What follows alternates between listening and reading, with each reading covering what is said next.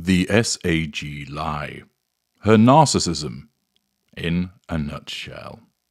Hello, I'm HG Tudor. The Reddit thread, St. Harry's wife, they use her full name, but I just utilize Harry's wife, thus it's St. Harry's wife.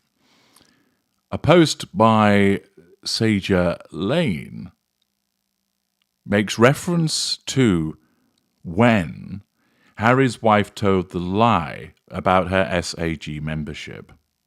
The post explains, Harry's wife revealed that it was on Century City that she lied about being a member of the union. I was able to find the episode she's on. When she first appears, she's kissing one of the main characters, Tom.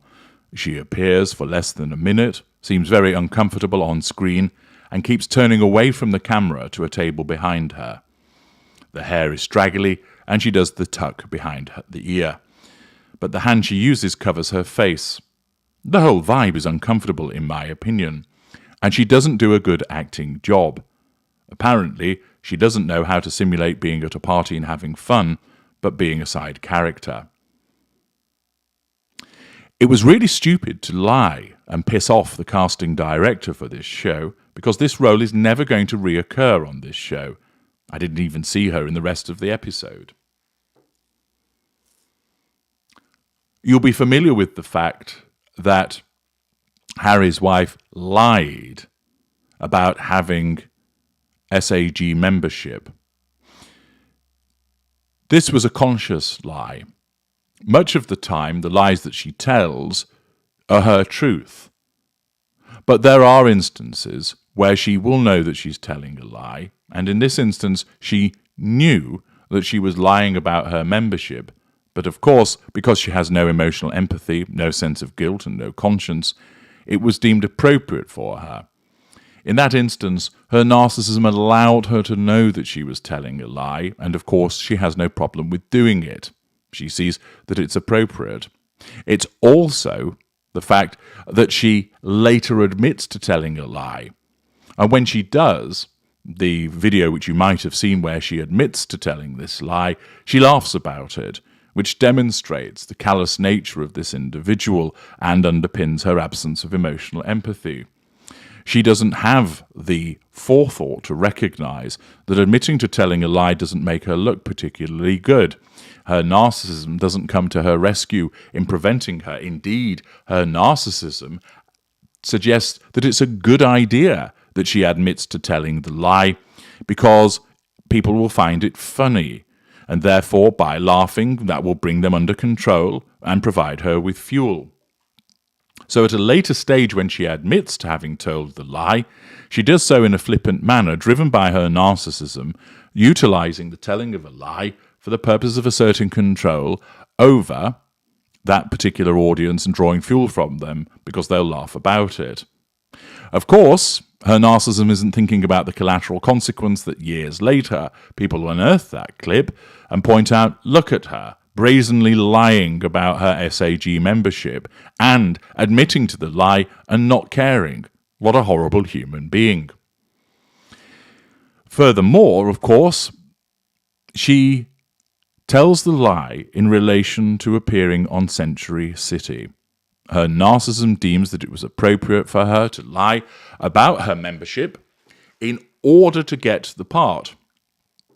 And it's here that it really does encapsulate her narcissism in a nutshell. Why?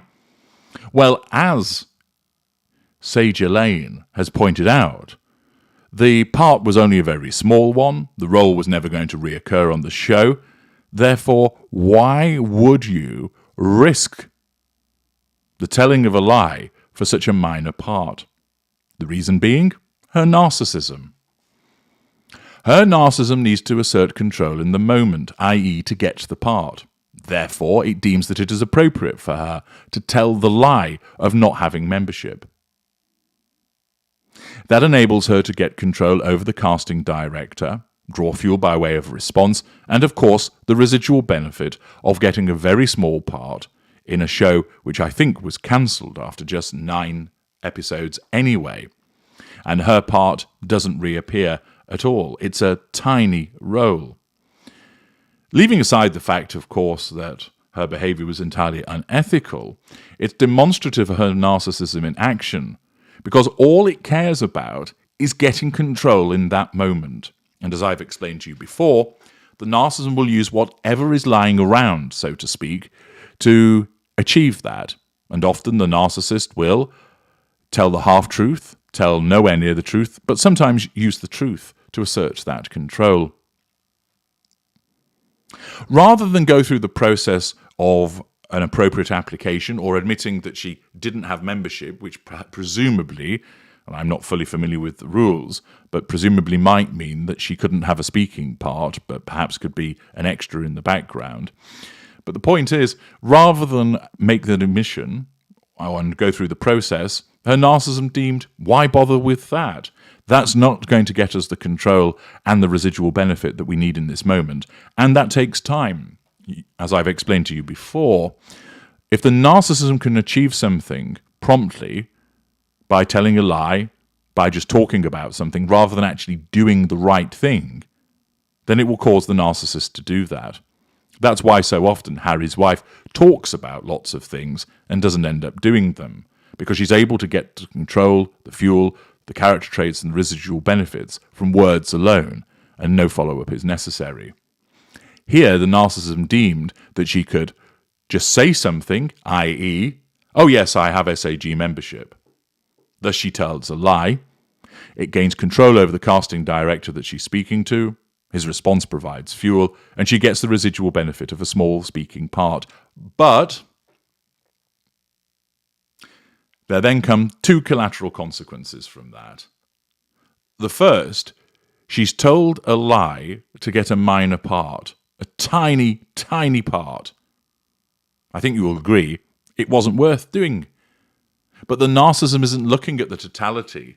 It's only looking at what's needed in that moment. It's not thinking, hang on, what are the repercussions of telling a lie? Or might this come back and bite us on the backside at a later juncture? Might this preclude getting other roles in the future? Is it really worth telling a lie just for this small part? It's a little bit like committing a fraud. Would you commit a fraud for $5,000, run the risk of going to prison? No, you've got to do it at a level that makes it worthwhile, tens of millions of dollars, so that you can flee the country, be set for life, and therefore go somewhere which doesn't have an extradition treaty. You need to remove yourself from the potential risk. But there'd be some narcissists that would commit a fraud for just $5,000 because they're governed by the behaviour in the moment, and it's similar behaviour for Harry's wife. Thus, she tells a lie to get a not considerable gain, but remember the narcissism is all about the control in the moment. It isn't thinking, is this a big gain or a small gain? It's just thinking, it's a gain.